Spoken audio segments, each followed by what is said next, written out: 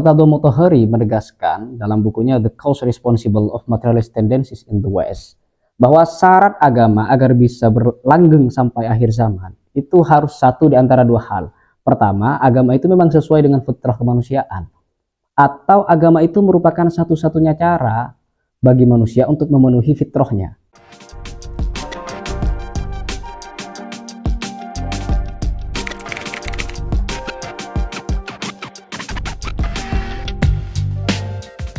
Salam sejahtera untuk semua, jumpa lagi dengan channel Iman Nalar.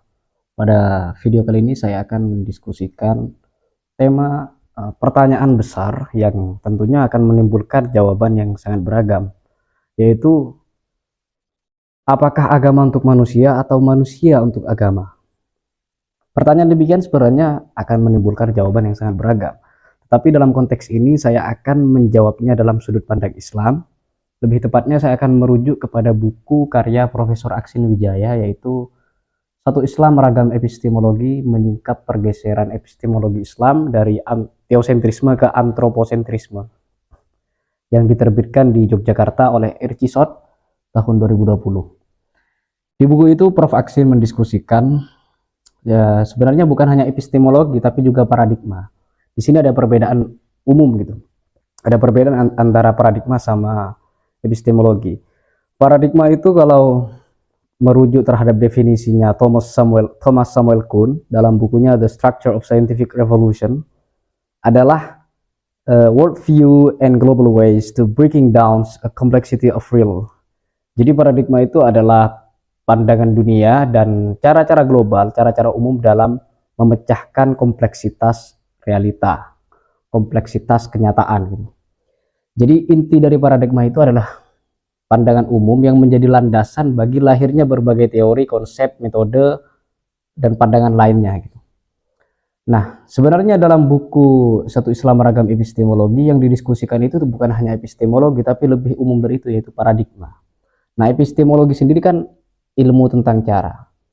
Nah, dalam paradigma itu sebenarnya ada muatan ontologi, epistemologi, dan aksiologi. Tetapi itu tidak akan saya panjang lebarkan. Yang hendak saya diskusikan sekarang itu adalah paradigma dalam Islam itu sendiri. Secara umum kata Prof. Aksin ada tiga. Ada teosentrisme, ada antroposentrisme, dan ada teoantroposentrisme. Tetapi yang menjadi titik tekan dalam buku itu dan juga dalam video ini yang akan saya bahas adalah dua paradigma pertama, paradigma teosentrisme dan paradigma antroposentrisme. Nah, sejauh ini sejarah Islam selama 14 abad dari sejak era Nabi sampai sekarang itu sebenarnya adalah sejarah teosentrisme. Bagaimana memahami Islam itu sebagai beribadah kepada Tuhan. Kalau Prof. Aksin di bukunya yang lain menusantarakan Islam, menelusuri jejak-jejak pergumulan Islam yang tak kunjung usai di Nusantara, pertama kali diterbitkan oleh Nadi Pustaka di Yogyakarta tahun 2015. Di buku itu beliau menyatakan bahwa bukan hanya teosentrisme tapi juga eskatologi. Jadi digabung menjadi teosentrisme eskatologis. Jadi paradigma Islam yang dominan dari dulu bahkan sampai sekarang tetap dominan adalah memposisikan Islam itu sebagai sebatas atau paling puncaknya adalah beribadah kepada Tuhan dan bagaimana menabung bekal ke akhirat. Nah, dari paradigma itu kemudian memunculkan pendekatan normatif. Pendekatan normatif itu kata Prof. Amin Abdullah di bukunya Falsafah Kalam di Era Postmodernisme, diterbitkan oleh Pustaka Pelajar tahun 2004 di Yogyakarta, adalah pendekatan yang memposisikan Islam itu warisan Islam klasik sebagai norma, sebagai aturan yang mau tidak mau harus diterapkan tanpa memandang situasi dan kondisi gitu. Jadi pandangan normatif kayak gitu. Nah, sebenarnya kan yang dominan dalam wacana keislaman adalah yang demikian. Islam itu warisan ulama klasik itu tak ubahnya norma, bahkan norma universal. Kalau sifatnya norma maka manusia harus mematuhinya. Dari situ muncul kesan bahwa Islam itu adalah kewajiban.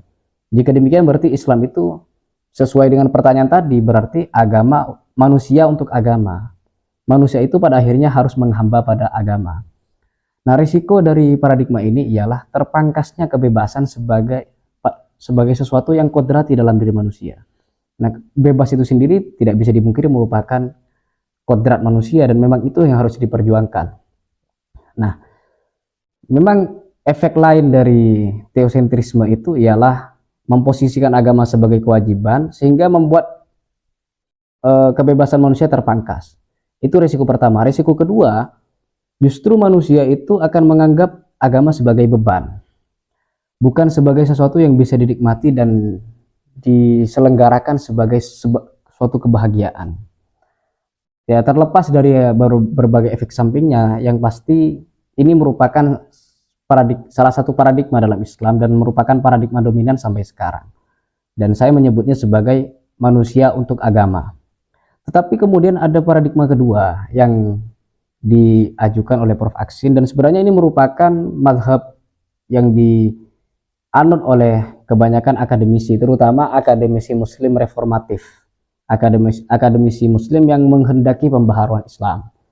Nah, antroposentrisme itu menjadikan manusia sebagai pusat. Jadi kalau sesuai dengan pertanyaan tadi, agama untuk manusia. Agama untuk manusia tidak bisa dimaknai sebagai agama bisa dipreteli sesuai hasrat dan birahi manusia, enggak. Agama untuk manusia artinya agama itu pasti selaras dengan watak dasar kemanusiaan, pasti selaras dengan kemanusiaan, dan pasti sesuai dengan tantangan-tantangan zaman. Karena itu kalau misalkan ada ajaran agama yang sekiranya tidak kompatibel dengan tuntutan zaman, maka harus ada reformasi, pembaharuan, meskipun pola pembaharuannya bermacam-macam. Nah, anggapan demikian, memang anggapan agama sebagai fitrah itu memang ditegaskan dalam Al-Quran, yaitu fa'aqim wajhaka lid-dini hanifa fitratallahi allati fataran nas 'alaiha. Hadapkan wajahmu kepada agama secara lurus sebagai suatu fitrah yang Allah ciptakan manusia atasnya. Fitrah itu terlepas dari berbagai interpretasi atasnya. Yang pasti fitrah itu dalam penafsiran Ibnu Abbas bisa dilacak dalam kitab Tanwirul Mitbas fi Tafsir Ibnu Abbas karya Syekh Ibrahim Syekh Al-Fairuz Abadi gitu. Syekh Ash-Shirazi Al-Fairuz Abadi. Fitrah itu berasal dari apa ya? Artinya awalu khalqin, ciptaan pertama. Artinya watak dasar, watak asli manusia. Nah, dan memang senada dengan ini, Murtado Mutahhari menegaskan dalam bukunya The Cause Responsible of Materialist Tendencies in the West, bahwa syarat agama agar bisa berlanggeng sampai akhir zaman itu harus satu di antara dua hal.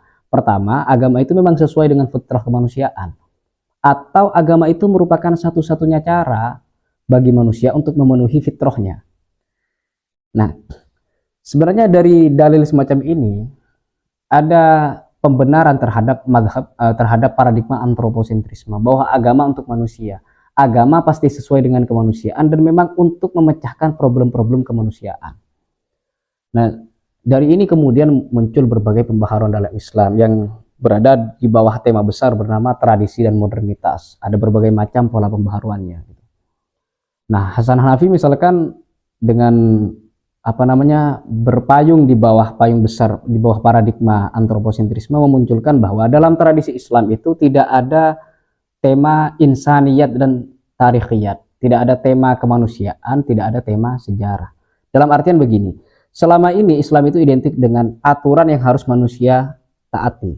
Sementara kajian tentang manusia yang senyatanya secara desain itu nyaris tidak kita temukan dalam wacana Islam, kecuali dalam satu literatur, yaitu literaturnya Ibnu Khaldun, terutama di bab awalnya, di jilid pertamanya berjudul Muqaddimah, yang dari buku itu kemudian menginspirasi dikembangkan lebih lanjut oleh akademisi barat menjadi ilmu tersendiri, yaitu sosiologi, atau secara umum bernama humaniora. Nah, kira-kira begitu jawaban sekilas dari apa agama untuk manusia atau manusia untuk agama. Tetapi dua pertanyaan ini, manusia atau dua paradigma ini, paradigma agama untuk manusia atau manusia untuk agama, itu bukan dua hal yang bertabrakan. Prof. Aksin di buku lainnya, misalkan Berislam di Jalur Tengah, Bunga Rampai, yang ditulis bersama rekan-rekannya, dia menuturkan bahwa adanya paradigma, pandangan, dan berbagai hal dalam dunia keislaman itu harus kita lihat sebagai variasi, bukan kontradiksi, sebagai kekayaan, bukan sebagai tabrakan-tabrakan.